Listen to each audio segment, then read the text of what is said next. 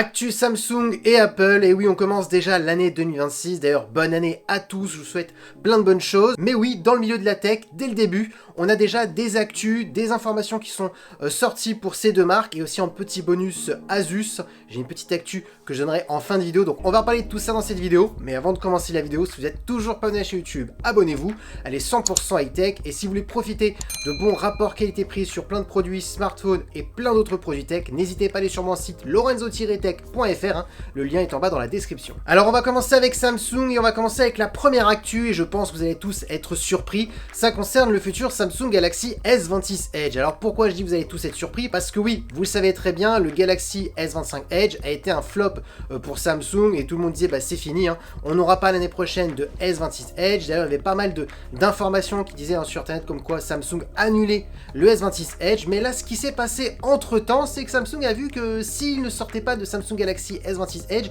ils perdaient énormément d'argent parce que oui, entre temps ils ont commandé plein de composants sur le S25 Edge et comme rien ne s'est vendu, bah ils ont du stock. Du coup pour le coup ils se sont dit bah on va quand même sortir un Galaxy S26 Edge, comme ça on récupère un petit peu les composants qui ne s'est pas vendu sur le Galaxy S25 Edge, mais par contre on va quand même améliorer, peaufiner ce futur Samsung. Ça reste quand même plutôt positif parce que malgré que le S25 Edge ne s'est pas très bien vendu, si on le peaufine et on l'améliore, pourquoi pas, peut-être il sera plus intéressant. Parce que oui, nous en tant que client, on ne se rend pas compte, mais une marque quand il crée un smartphone, il y a quand même beaucoup de recherche et développement derrière et ça coûte extrêmement cher. Et si dès la première année vous abandonnez, eh bien vous perdez énormément d'argent. Donc c'est pour ça qu'ils insistent sur ce futur S26 Edge, un pour récupérer certains composants et l'améliorer aussi en même temps, et de deux bah, pour essayer de moins perdre d'argent avec tout ce qu'il y a eu comme recherche et développement, parce qu'ils n'ont pas fait le S25 Edge en une année, ça a pris quand même plusieurs années. Maintenant, c'est quelle amélioration qu'on pourrait avoir sur ce futur S26 Edge? Bah c'est très simple, on parle déjà qu'on aurait une plus grosse batterie, pour les gens qui ne savent pas, on était sur du 3900 mAh à peu près, et bah là on pourrait monter jusqu'à 3400 à 4500 mAh, donc ce qui serait quand même plutôt pas mal, parce que oui, pour certains vont dire mais on est déjà sur des smartphones entre 5 et 7000 mAh, oui mais attention, là on est sur un smartphone extrêmement fin, ce qui est quand même beaucoup plus complexe, même si c'est vrai que souvent vous m'écrivez en commentaire ah mais moi ça m'intéresse pas trop un smartphone extrêmement fin, je préfère avoir un smartphone plutôt épais et avoir une meilleure batterie. C'est vrai, je suis plutôt d'accord avec vous, mais bon, Samsung insiste, et pas que Samsung, même Apple, on va sortir un iPhone R2 selon les dernières rumeurs, donc voilà, il n'y a pas que Samsung qui insiste, donc voilà, ils sont à fond dans leur idée, donc voilà, on va les laisser dedans.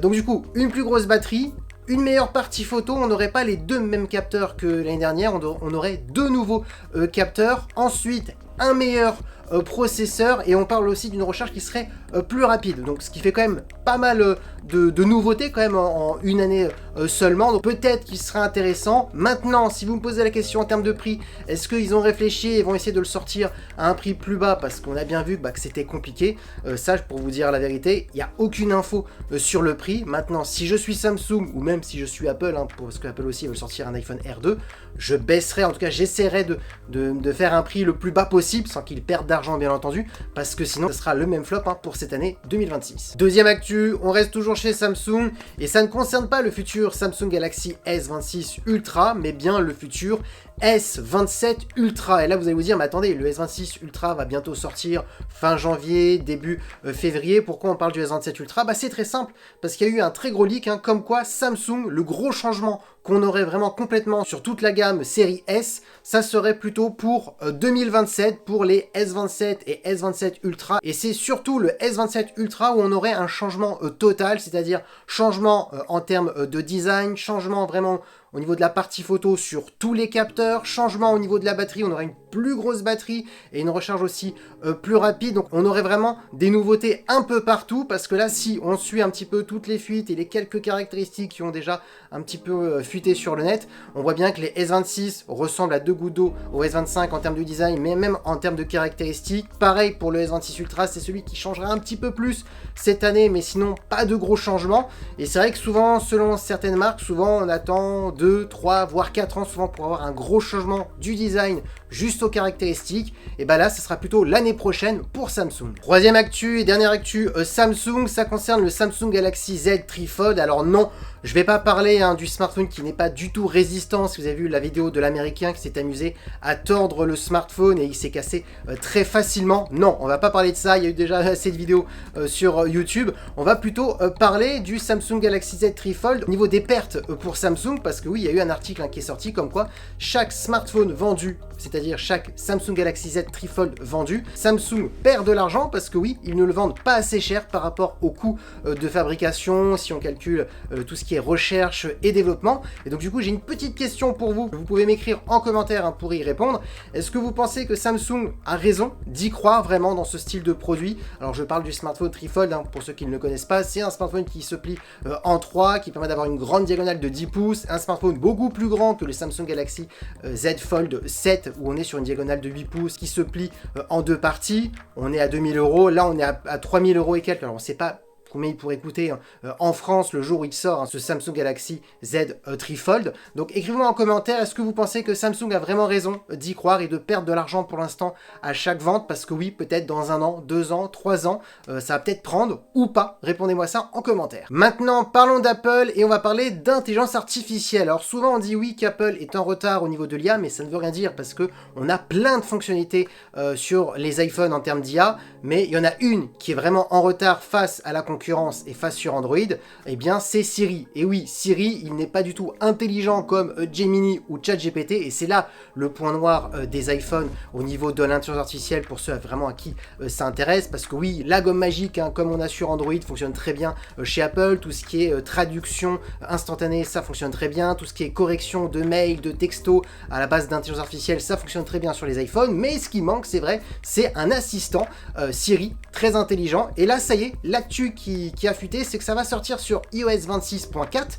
Pour les personnes qui ne savent pas, on est actuellement sur iOS 26.2, donc ça devrait arriver dans quelques semaines, la première bêta, et ensuite pour le grand public d'ici quelques mois. Donc tout le monde pensait que ça allait arriver plutôt pour les iPhone 18 de l'année prochaine. Eh bien non, ça va arriver plus tôt que prévu. Donc voilà, c'est la première bonne nouvelle chez Apple. Deuxième actu, ça concerne l'Apple TV. Souvent, vous êtes nombreux à m'écrire en commentaire, c'est quand qu'on a une nouvelle Apple TV 4K. Il y a pas mal de rumeurs qui parlent d'une nouvelle Apple TV. Eh bien oui, c'est vrai, il y a une Apple TV 4K qui va bientôt arriver pour 2026.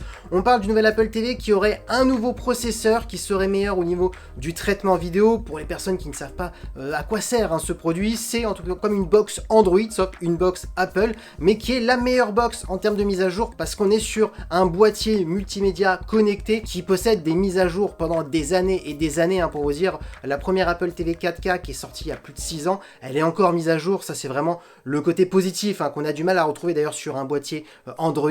Ensuite, le côté positif, c'est qu'on a une superbe image. Apple sont très forts au niveau du traitement vidéo, donc quand vous avez un abonnement Netflix, Disney+, Amazon Prime ou même Apple TV+, le service d'Apple SVOD, eh bien on a la meilleure qualité possible sur ce boîtier, donc c'est pour ça que c'est intéressant. Souvent les gens se disent oui mais attends, sur nos télés maintenant ils sont tous connectés, à quoi ça sert? Ben non, parce que malheureusement la partie connectée de nos téléviseurs, souvent ça rame au bout d'1 an, 2 ans, il n'y a plus de mise à jour, il y a des bugs, ou sinon on a certaines restrictions, notamment des fois sur certaines télés, Netflix ne fonctionne pas en 4K parce que ils n'ont pas payé la licence. Donc le fait d'acheter un boîtier comme une Apple TV, on a toutes les licences et on n'a aucun souci pendant plusieurs années. Quelles seraient les grandes nouveautés? Donc je l'ai dit, un nouveau processeur pour avoir un meilleur traitement vidéo, mais pas que, on aurait aussi une caméra intégrée dans ce boîtier pour pouvoir faire des appels vidéo entre famille, amis directement depuis l'Apple TV, et ça pourrait servir aussi de caméra de sécurité pour la maison. Donc c'est les dernières petites rumeurs qui sont sorties. J'y crois parce que ça peut être possible, parce qu'on n'arrête pas de parler qu'Apple voudrait rentrer dans le monde de la domotique, dans la sécurité, donc ça pourrait être le premier palier, le premier pas Apple avec cette Apple TV 4K.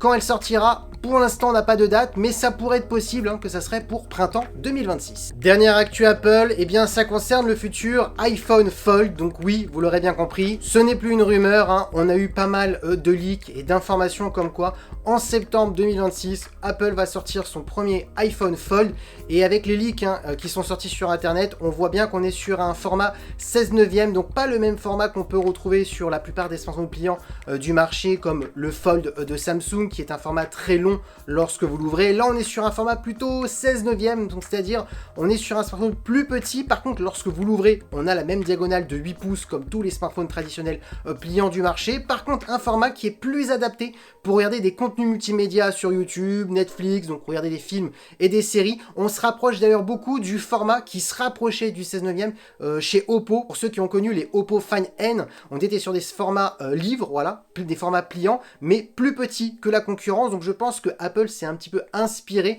de ce modèle. Et je rajoute comme petite info pour les personnes qui se disent mais pourquoi Apple a attendu 7 ans après Samsung pour sortir un smartphone pliant? Et bien pour ceux qui ne savent pas, si Apple n'a pas sorti en même temps un smartphone pliant comme Samsung, c'est surtout parce que pour Apple, il était impensable de sortir un smartphone où on voit la pliure au centre ou même qu'elle se sente au toucher. Et là, comme par hasard, on a vu au CES de Las Vegas en 2026, donc il y a quelques jours, que Samsung a sorti un écran où on ne voyait pas de pliure et on risque de le voir pour le futur Galaxy Fold 8 cette année. Donc tout se concrétise. On voit bien si Samsung le fait, bah Apple va le faire parce que Apple va acheter les dalles de Samsung pour les écrans pliants. Comme quoi les rumeurs étaient plutôt vraies, Apple attendait vraiment d'avoir un écran où on ne voyait pas de pliure parce que pour Apple, sortir un smartphone pliant où on voit la pliure, bah c'est un produit qui n'est pas fini. Et comme on sait qu'Apple aime bien la perfection, et bah ça coïncide bien avec toutes ces informations. Et dernière actu bonus, ça concerne Asus. C'est pas très positif, hein. Asus a officialisé comme quoi en 2026, il n'allait pas sortir de smartphone, donc carrément aucun smartphone. Donc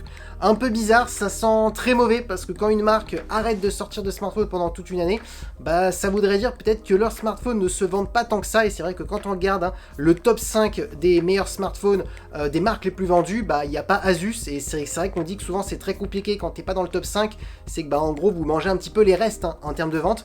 Donc peut-être que Asus d'ici 1 an, 2 ans, voire moins, ils vont peut-être disparaître sur le marché du smartphone. Voilà toutes les actus pour ce début d'année 2026. N'hésitez pas à écrire en commentaire et à répondre aux questions que je vous ai posées dans cette vidéo. Et sur ce, on se dit à très bientôt parce que oui, la vidéo est terminée. J'espère que la vidéo vous a plu. Si c'est le cas, n'oubliez pas le petit pouce like, de vous abonner sur cette chaîne YouTube et d'activer la petite cloche de notification pour être notifié lorsque je fais une vidéo. Et bien entendu, pour avoir des bons plans, si vous voulez acheter un smartphone, écouteurs ou plein d'autres produits tech, n'hésitez pas à aller sur mon site lorenzo-tech.fr qui est en bas dans la description. Je regroupe souvent les meilleurs bons plans. Et sur ce, on se dit à très bientôt. C'était Lorenzo High Tech. Ciao!